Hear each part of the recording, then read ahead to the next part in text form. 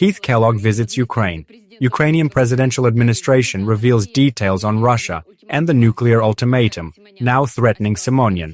We discuss Russia's situation and U.S. Special Envoy's arrival with Russian opposition journalist Igor Yakovenko.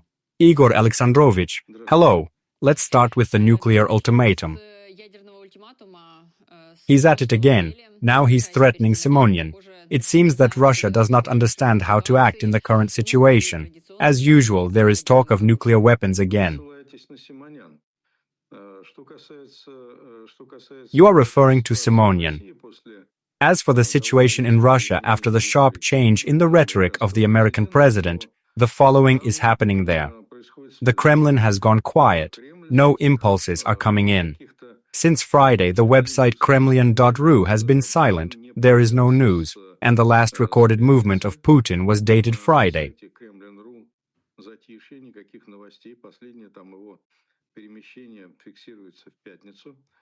That's why the nuclear threats keep coming. Simonyan is the same type of character as Solovyov, and the threats regularly come from Russian television. Last week saw a dramatic shift in Donald Trump's rhetoric, the first time he has spoken so harshly about Putin. Today he is expected to make a serious statement.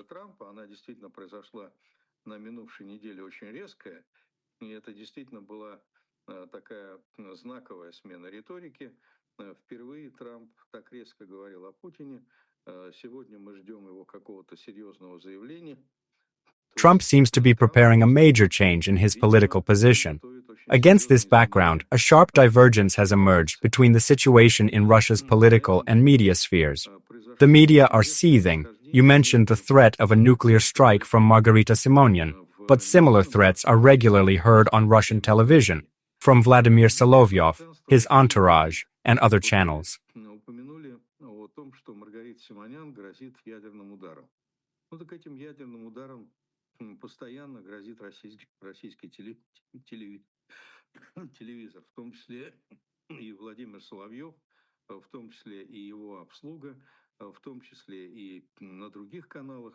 In the United States, discussions are raging around Trump, while the Russian political space remains silent.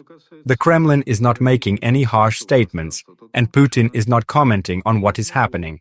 In response to journalists' questions, Peskov limited himself to the phrase, "We are following all of President Trump's statements very closely."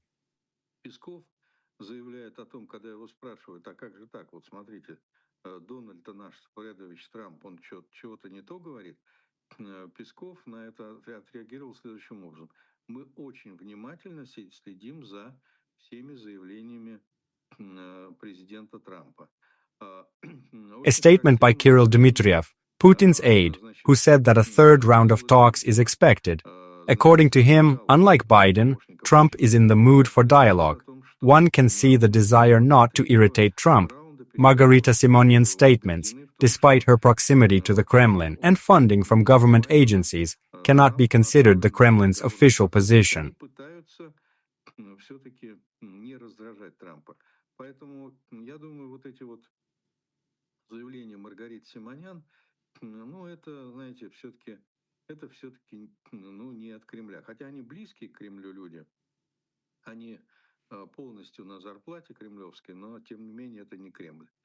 There is an obvious discrepancy. The Kremlin remains silent, waits, and does not react to Trump's statements, while the Russian media continues its aggressive rhetoric.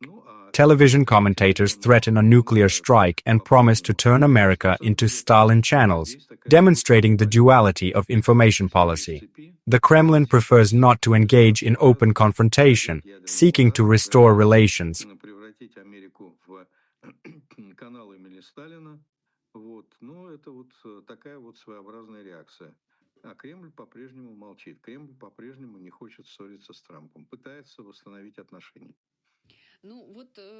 Attempts to restore relations do not seem to be working.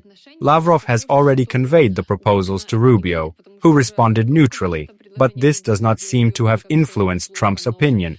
Dmitriev is trying to press the sensitive points, urging not to act like Biden, but such manipulations seem to have lost their effectiveness. One would very much like to believe that they really won't work. We have no disagreement here. I too hope that the turnaround in Trump's position is final and decisive, and that he stops playing this political game. I hope that the sixth phone conversation between Trump and Putin was the last. In addition, I would like to believe that there will be no third round of negotiations between Russia and Ukraine, as they were imposed by Trump and turned out to be pointless.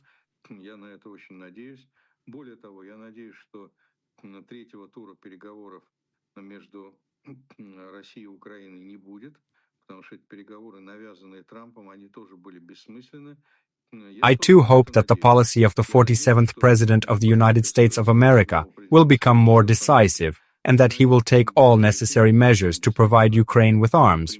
However, it is important to remain realistic and assess actions, not words.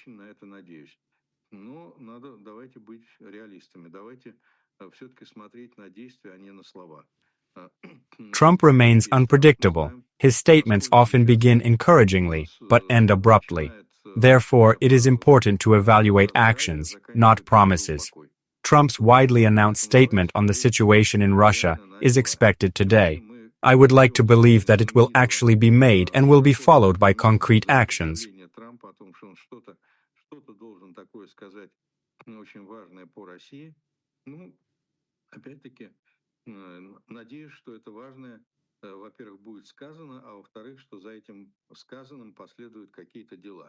The fate of this war is decided not at the negotiating table and not by sanctions, but on the battlefield.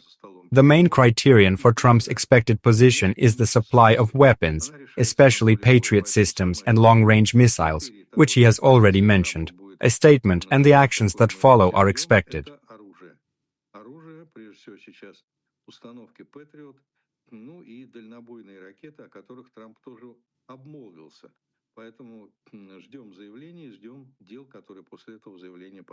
Retired U.S. Navy Admiral Mark Montgomery noted that Trump is able to strengthen sanctions, bolster defenses, and provide offensive weapons by acting on three key areas. The only concern is that in the case of Iran, he took action first and only then made official statements.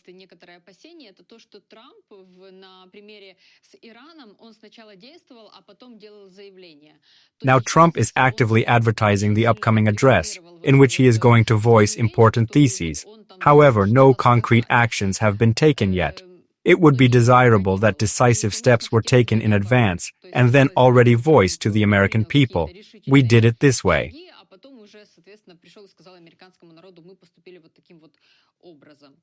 If the hopes of the U.S. military come true and Trump does indeed increase his support for Ukraine, the neutral position of the United States will become irrelevant.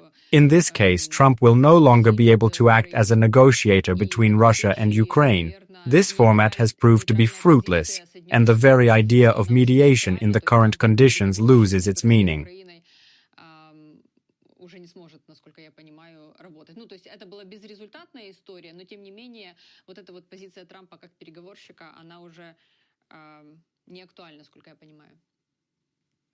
There is reason for hope. Trump has radically changed his rhetoric, saying that instead of transferring weapons, as Biden did, he intends to sell them. This allows us to count on the sustainability of his position and the continuation of his stated approach.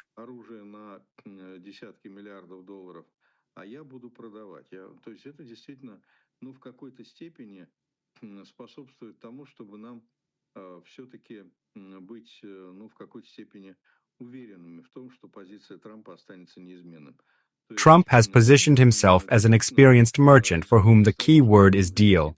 Today it is no longer about aid, but about a commercial agreement. He declares his readiness to transfer Patriot systems and other weapons to Ukraine, with the European Union paying for them. This scheme looks more cynical, but it reflects his approach to international politics.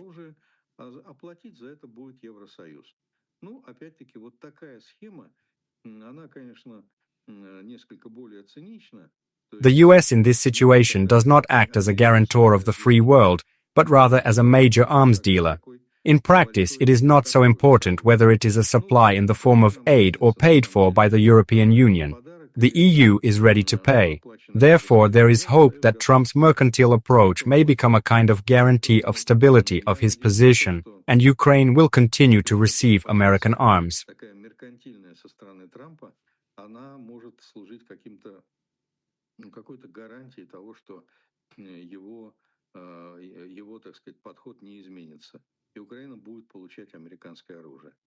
The main point is that there are financial interests behind everything, and that matters to Trump. The arms shipment is not seen as a gesture of goodwill, but as a deal. In the eyes of his voters, he looks like an economic leader who knows how to capitalize and act pragmatically. It is this approach that gives hope for the sustainability of his position.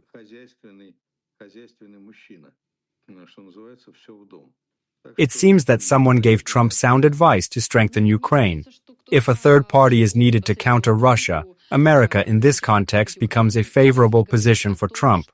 It gives him a colorful electoral story, especially given the lack of obvious advantages that could keep Democrats out of the House of Representatives.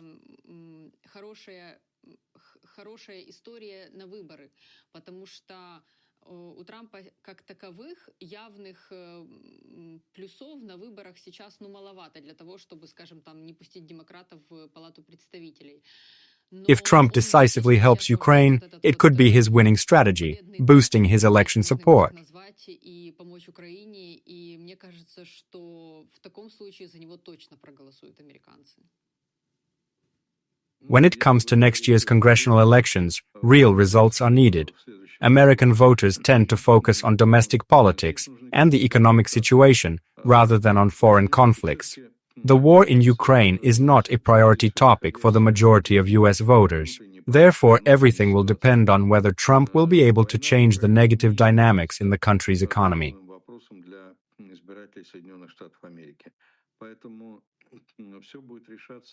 В зависимости от того, насколько Трампу удастся переломить ту довольно негативную ситуацию в экономике Соединенных Штатов Америки. The tariff war that Trump attempted to launch and subsequently ended has irritated many. Elon Musk's reaction was not a random episode, but a reflection of the broader position of the business community, disappointed by his actions.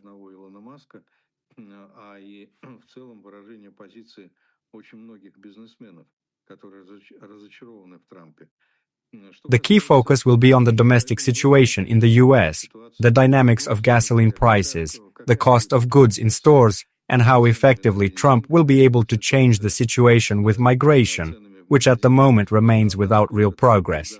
In general, the main factor for voters remains the state of the US economy.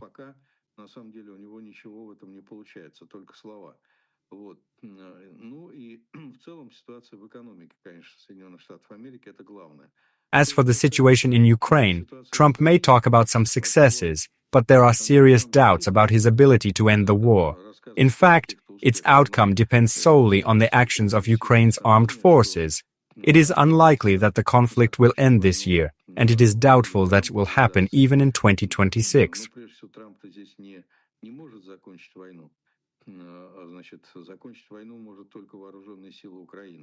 Но есть очень сильные сомнения, что это произойдет в этом и даже в 2026 году. The congressional vote will probably depend on other factors, but that is secondary in the current environment. The main thing is for Trump to keep selling arms to Ukraine. The Lindsey Graham and Richard Blumenthal Act, which Graham himself called a sledgehammer in Trump's hands, could play a key role. If at least some of its provisions can be implemented, that's not a bad thing. О котором сам Грэм говорит о том, что это кувалда, которая дана в руки Трампа. Если из этого удастся реализовать хотя бы что-то, то тоже неплохо. Any pressure on Russia's economy is a positive factor. However, as has been discussed many times, the fate of the war is determined not by economic sanctions, but by the fighting. The outcome of the conflict is decided at the front. Судьба войны будет решаться на фронте, а не в экономике. If Trump provides Ukraine with enough arms and it helps it win the war, much of his past decisions can be forgiven. The main thing is to avoid a protracted conflict that risks dragging on until 2026 and turning into the fifth year of full-scale war, and the 12th year of confrontation between Russia and Ukraine. Это все-таки затяжная война, то есть это уже пойдет 5-й год полномасштабной войны, ну и, соответственно, 12-й год войны России против Украины. If Trump ends the war, he may gain strong Republican support and boost his campaign by changing views on his policies. Я имею в виду, республиканцев поддержат на следующих выборах. Our desires are the same. I too want the war to end, and on terms that will ensure justice and security. I want Putin to stop it, and I want the conflict to end as a result of efforts to restore peace. But it is important to distinguish between what we want and what is actually happening. Hope should not be a substitute for an objective assessment of the situation.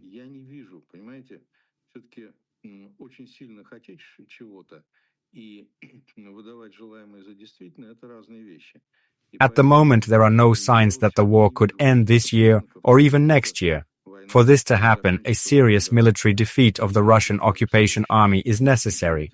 But if you pay attention to what is happening on the front, no such signs are visible yet.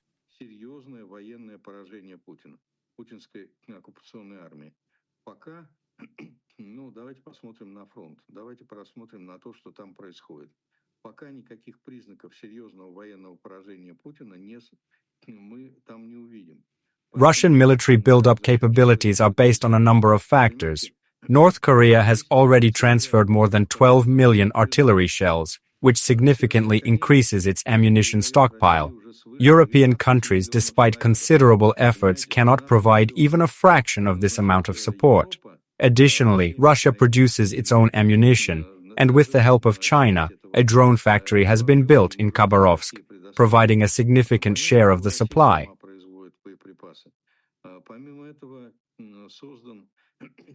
Построен с помощью Китая завод по производству беспилотников в Хабаровске, который дает львиную долю беспилотников. Chinese Foreign Minister Wang Yi recently said that Beijing has no interest in defeating Putin and will seek to avoid that outcome. It is not only the Kim Jong-un regime that has the Russian economy on its back, but also China, and that is on a whole different scale. The Russian economy is indeed showing signs of stagnation and serious crisis, but there are no signs of catastrophe at the moment. Но и Китай, а это уже совсем не карикатура. Поэтому, да и в самой экономике России нет признаков, да, есть признаки стагнации, есть признаки серьезного кризиса, но вот какой-то катастрофы там нет. The situation in Russia is not so critical that we can talk about the imminent fall of Putin's regime. There are no signs of its collapse, so it is important to proceed from the real state of affairs.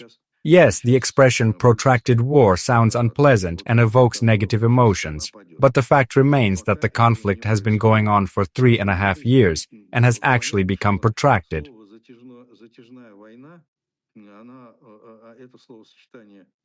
Крайне нежелательное, оно, может быть, пугает кого-то, оно вызывает негативные эмоции, но, к сожалению, это факт. Ведь, слушайте, уже 3,5 года.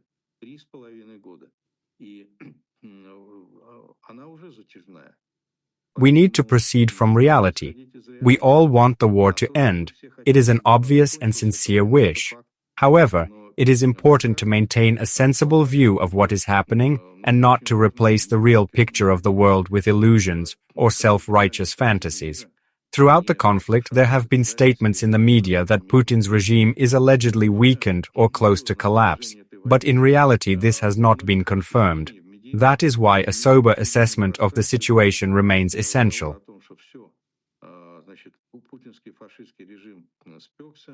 The hope for the imminent expulsion of the occupiers and the advent of peace has, alas, been replaced by disappointment.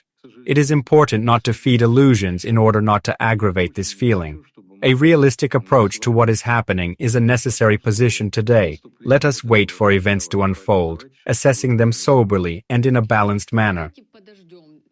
I also have a suggestion. Let's wait and listen, because there have been predictions made before that did not come true. There were many hopes, and it is natural. Everyone wants the war to end, as you say. Now Russia is proposing to Trump that he refuse to escalate. which adds additional intrigue to the development of events. Keith Kellogg's arrival in Kyiv had Ukrainians hoping for a quiet week without air raids. But almost immediately after his meeting with Zelensky, Russia put MiGs in the air and launched Kinzhal missiles. This coincidence in timing looks like a deliberate move, a signal, a demonstration, obviously not just an accident. It may indicate Russia's desire to show strength and respond to Ukraine's diplomatic contacts with Western partners.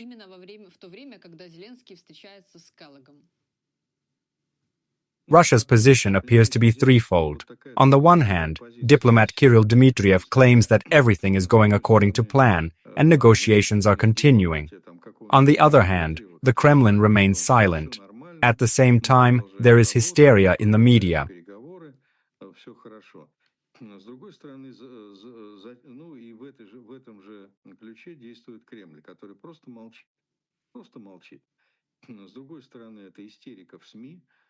You started the conversation with Simonyan's statement, but there are even harsher statements by Solovyov and other TV representatives.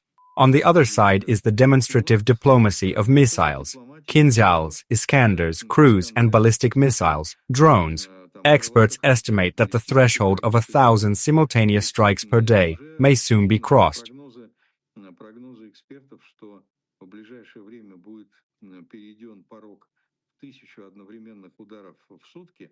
This is not fantasy, but reality. Putin is dialoguing with Ukraine and the West in different languages. One is the language of imitative diplomacy, closer to deception. The other is hysteria and intimidation in the Russian media.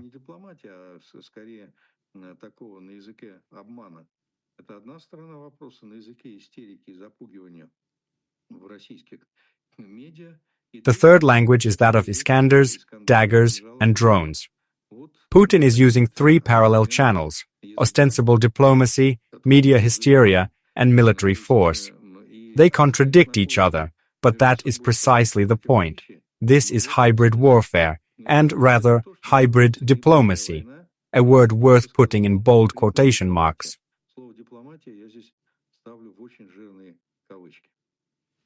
Ukrainian intelligence warns Korean forces gained combat experience in the Ukraine war, risking future military actions.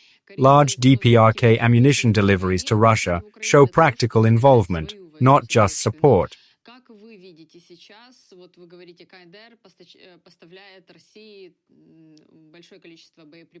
Russia is moving some of its military production facilities to North Korea. The question arises, is Kim Jong-un planning a renewed conflict with South Korea? There are concerns that this could happen. Against the backdrop of such large-scale munition shipments to Russia, North Korea's involvement looks increasingly active, and the motivation for such moves remains a matter of debate and concern.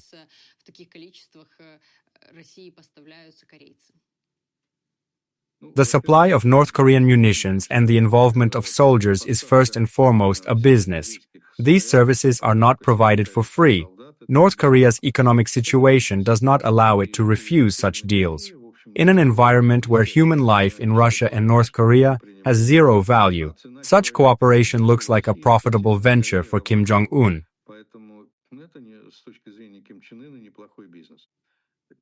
It is difficult to assume Kim Jong-un's actions, but it is unlikely that a war between North and South Korea will start anytime soon. The chances of victory for Pyongyang are extremely low, unless nuclear weapons are used, and their use against South Korea is tantamount to suicide.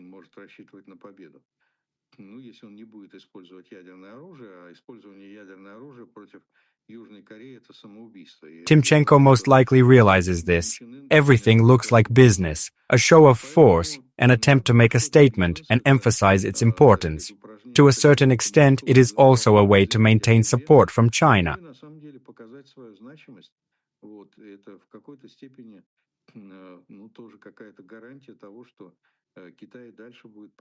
North Korea's support for Russia, as recently announced by Kim Jong-un, refers to all of Putin's initiatives, including actions that qualify as crimes.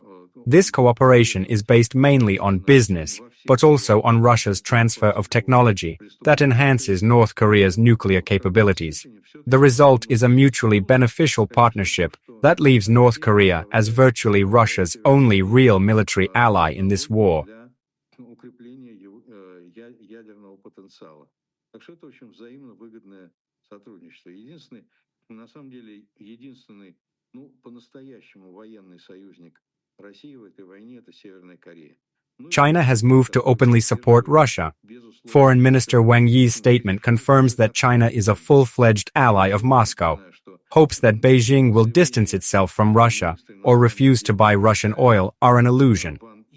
Это очень важная вещь в том, что Китай действительно настоящий союзник России в этой войне. Все надежды оторвать Китай от России, все надежды на то, что Китай не будет закупать российскую нефть, это утопия. Igor Alexandrovich, thank you for participating in the stream. Dear viewers, please leave a comment and put a like if you liked the interview. The guest of the broadcast was Russian opposition